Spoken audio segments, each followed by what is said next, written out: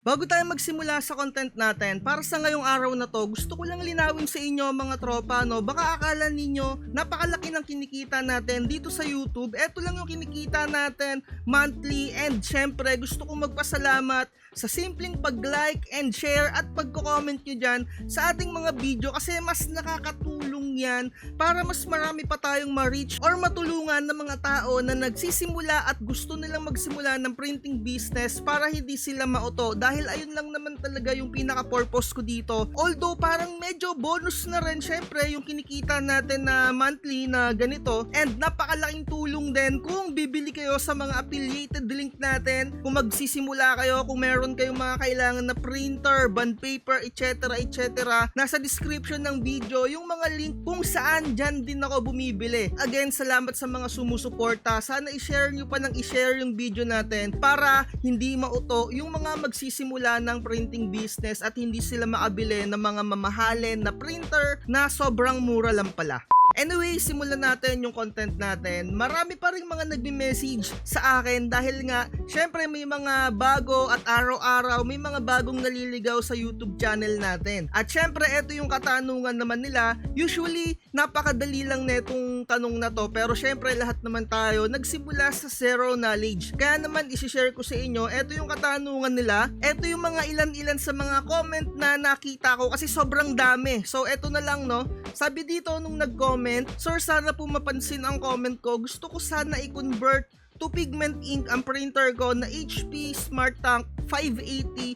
Original dye ink daw kasi yung gamit niya at medyo pricey. Pwede kaya ma-convert into pigment ink si HP na printer?" Eto pa, no, "Sir, paano malalaman na pwedeng pang sublimation print yung isang printer?" At syempre, eto din, sabi dito, "Pag bumili daw ba ng printer may mga warranty? And pwede daw bang pigment ink sa brother printer?" Ayan yung mga mangilan-ngilan na nakikita ko. Sobrang dami niyan, sa totoo lang mga tropa. Eto lang yung mga na-screenshot ko. So ang pinaka-content natin ngayon, paano natin malalaman kung yung isang printer ay pwede ba talagang i-convert into pigment ink or sublimation kung pwede. Mga tropa, sobrang dali lang neto kapag ka talagang natutunan nyo, at medyo papabilisin na nga natin, no. Unang-una, kung gusto nyo na talagang i-skip yung video, Epson printer lang ang kinu-convert into pigment ink and sublimation. Again, Epson printer lang, hindi HP, hindi Canon, hindi Brother. Epson printer lang. Bakit nga ba?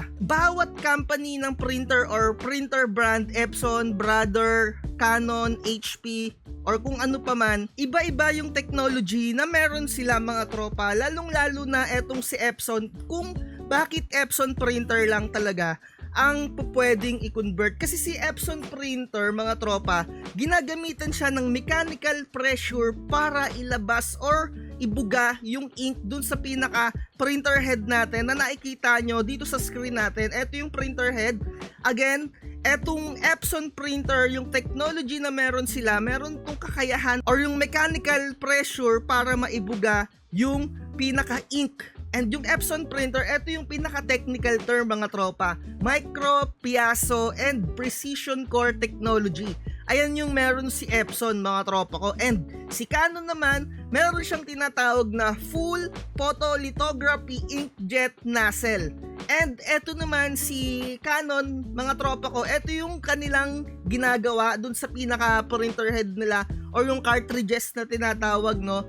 High density thermal technology yung ginagamit nila na technology para mai-eject yung pinaka-ink dun sa kanilang cartridge. Ito yung pinaka-cartridge niyan. And alam ko naman na meron na kayong mga idea dito sa mga cartridge na to or sa pinaka-printer head. So ayun yung dahilan kung bakit Epson printer lang yung pwedeng gumamit ng pinaka-pigment at sublimation. Pero mas ipapaliwanag ko pa, no. Anyway, dito muna tayo sa HP. And etong si HP printer naman, meron siyang printer head technology na thermal inkjet technology. Yung pinaka-tawag sa kanya, no, which works by heating ink to create a tiny bubble that forces droplet through nozzle. Halos same din siya ni Canon or pares na nga kung maituturing natin. So dito naman tayo mga tropa ko sa Brother printer. Si Brother printer, meron din siyang piezoelectric na inkjet printer head. So kung tutuusin, si Epson at si Brother halos parehas lang yung technology na meron sila. Yun nga lang mga tropa ko, no, ang pagkakaiba lang neto ni Brother at ni Epson, medyo yung kanyang nozzle, yung mga butas dyan sa kanyang printer head, medyo malawak or medyo malalaki. Although hindi natin siya nakikita, pero ayun yung mga detalye na available dito sa internet. Kaya naman nga hindi pwedeng gumamit or napakaselan talaga ng printer head kasi napakaliliit ng pinaka butas ng kanilang mga nozzle. At kung titignan ninyo, ganyan lang yung pinaka printer head neto ni Brother. Kung nakapagbaklas na kayo ng printer head ng Brother, mga tropa, sasabihin ko sa inyo, mababad trip talaga kayo at mabubulantang talaga kayo at madidismaya. Kasi makikita ninyo mga tropa, parang pinaka plastic na manipis lang yung daluyan ng ink dun sa papunta sa pinaka printer head, at ganyan talaga.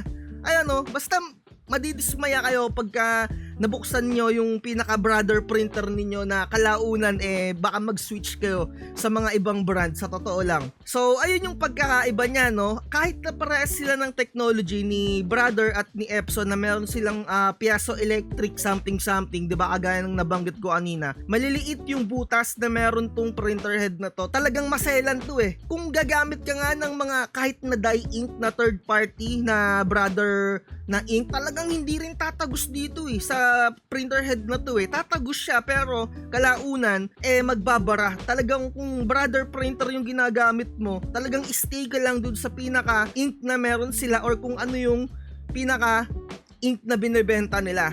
So kung ikaw nanonood ka dito sa channel ko, i-comment mo dyan sa ating comment section kung tunay yung sinasabi ko or budol-budol lang.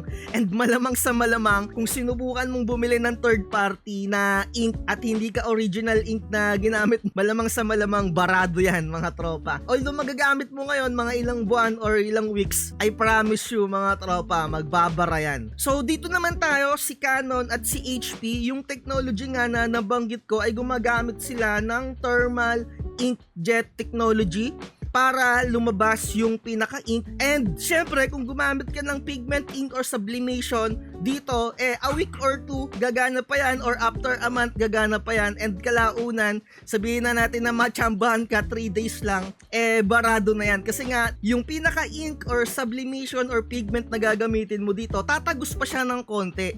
And syempre kukulo-kulo yan, and yung technology nga na meron sila, kapag na-heat or nainitan yung pigment or sabli, iba yung pinaka-viscosity niyan or lapot, at titigas yan dun sa pinaka-labasan or nozzle ng pinaka-printer head or cartridge ng HP at Canon. Kaya hindi sila pwedeng gumamit ng pigment ink. So si Epson lang talaga yung pwedeng gumamit ng pigment at sublimation dahil dun sa kanilang design. Dahil dun sa kanilang technology na meron sila, na gumagamit nga sila ng mechanical pressure rather than heat to eject the ink. 'Di ba? Kaya kung nagbabara yung mga printer head ninyo, 'di ba, agaya ng nakikita niyo diyan sa screen, gagamitan niyo ng syringe para maibuga yung pinaka-ink dun sa pinaka-printer head para yung nagbara lumabas.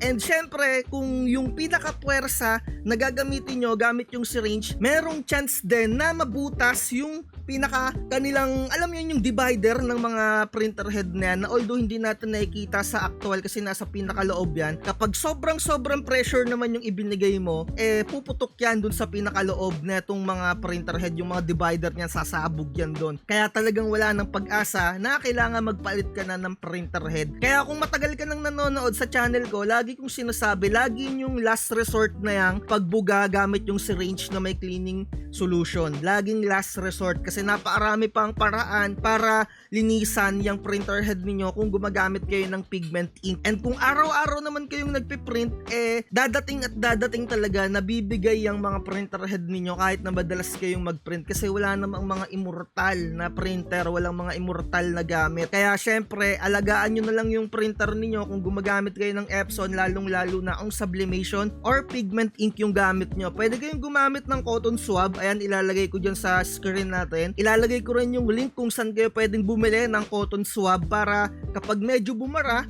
patakan nyo lang yung cotton swab, tapos punas-punasan nyo dun sa pinakailalim, sundot-sundutin nyo lang sa pinakailalim. Safe yan, ginagamit ko yan mga tropa. And kung meron kayong mga DSLR, pwede nyo rin gamitin yan sa mga camera nyo na panglinis, yung pinaka-cotton swab na yan. Napakaganda niyan mga tropa. So sana dito sa video na to, no, mas nalinawan kayo kung bakit Epson printer lang yung pwede nating gamitin for pigment and sublimation. Sana matutunan nyo na dito sa simpleng video natin. Again, Epson printer lang ang pwedeng gumamit ng pigment ink. Take note mga tropa, additional content na lang din. Kung bibili kayo ng Epson 8050, hindi ko muna sa inyo isasuggest yung printer na yan kasi sobrang mahal ngayon. Hino-hoard yung pinaka-printer na yan kasi around 15,000 to 16,000 lang yung normal price niyan. Kung makikita ninyo sa online, umaabot na ng 25,000, 26,000. Wag na wag kayo magpapauto, hindi worth it dahil yung mga bagong design na printer ni Epson, dahil nga na-abuse natin mga tropa, dahil nababypass natin yung dye ink at gumagamit tayo ng pigment,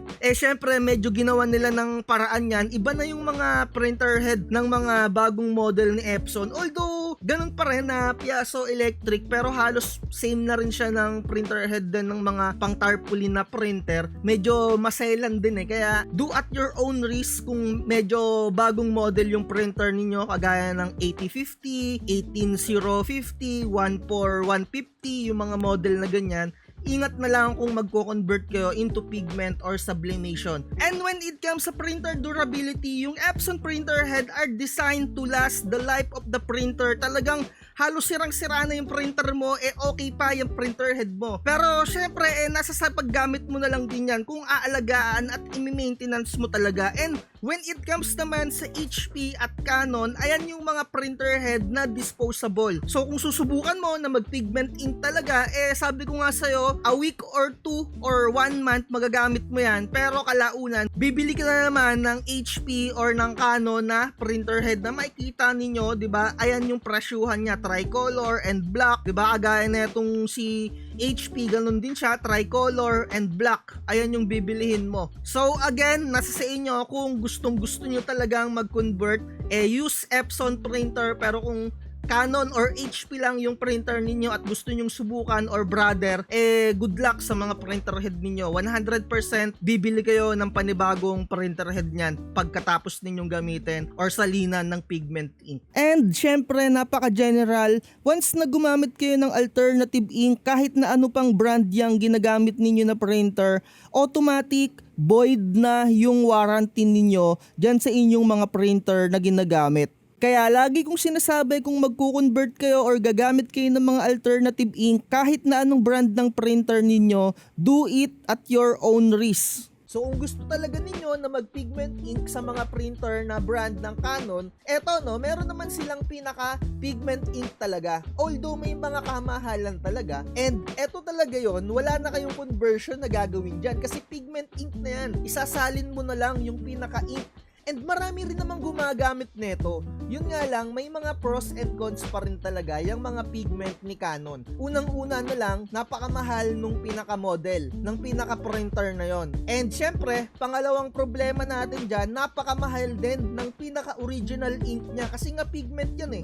Ayan diba? Hindi naman natin yan pwedeng gamitan again. Ang Canon, hindi natin pwedeng gamitan yan ng mga Kuyi at Hansol na mga ginagamit natin for Epson printer na pigment ink. Iba kasi yung technology, yung meron yung Canon at ibang technology rin meron yung Epson. Compatible lang talaga yung mga Hansol at Kuyi dun sa Epson kasi dahil dun sa technology nila, 'di ba? Dun sa pinaka printer head nila. And iba kasi yung pinaka printer head din netong mga kagaya netong pigment ink ni Canon. So wala kayong gagawin kundi bumili lang talaga ng mga original na ganitong ink. So make sure yung presyuhan ninyo kapag magbebenta kayo, kapag mga ganitong printer gamit nyo, hindi kayo tumatapat sa mga presyuhan ng mga printer ay Epson tapos gumagamit ng Hansol. Diyan kasi nagkakaproblema sa mga presyuhan. Lalong-lalo na kung bago ka palang salta dito sa printing. Yung para magkaroon ka lang ng customer, papababain mo na yung presyo mo. Halimbawa, yung isang tao gumagamit ng Epson tapos naka-pigment na Kuyi or Hansol, ikaw ganito yung gamit mo na napakamahal and napakamahal din ng ganitong ink, tapos tatapatan mo yung presyo nung naka-pigment na Epson, 50 pesos, and 50 pesos din yung singil mo sa mga sticker printing, ang mahal-mahal ng ink mo. Sa tingin mo, kikita ka ba nun? Although magkakaroon ka ng customer, pero syempre lugi ka, 'di ba? And meron naman mga alternative na mga ink, 'di ba? Lalong-lalo na etong Inkrite, napakatunog talaga ng brand na to na Inkrite. Kahit yung company na pinapasukan ko before, parang natatandaan ko yung brother printer doon, Inkrite yung gamit na ink. Ayan o, eto meron silang alternative na makikita naman natin, halos 500 or 400 lang. Ayan, pigment ink na yan. Kung makikita ninyo, compatible siya sa GX 3070, 4070. Ayan o. Kasi nga mga tropa, pigment ink, etong pinaka-printer na to, wala ka nang po problemahin dito. Eto yung pinaka-ink model niyan, GI76. So, makikita natin dito, ayan o,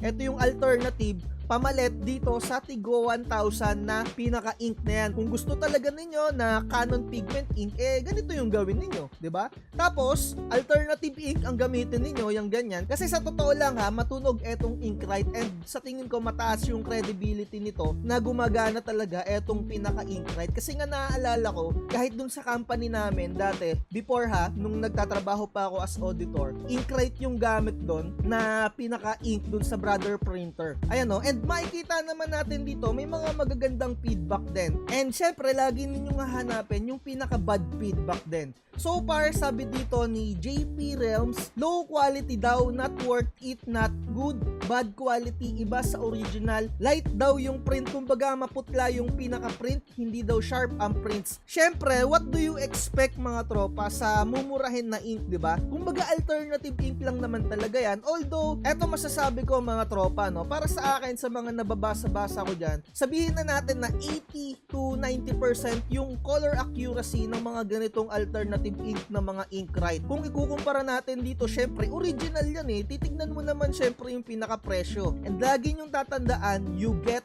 what you paid for. Diba? Makukuha mo lang yung pinaka-quality ng pinaka-afford mo lang na presyo. Diba? So, meron pang mga mumurahin din na mga ink para sa Maxify printer. So, eto, 199 lang. Ayan, diba? Di hamak na mas mura siya. Pero syempre, dito sa medyo may kamahalan na alternative, may comment pa rin talaga na maputla daw yung print. And syempre, ano rin may expect mo dito kapag ganitong gamit mo na mga mas mura palalo dun sa Inkrite, 'di ba? Lagi niyong tatandaan, you get what you paid for.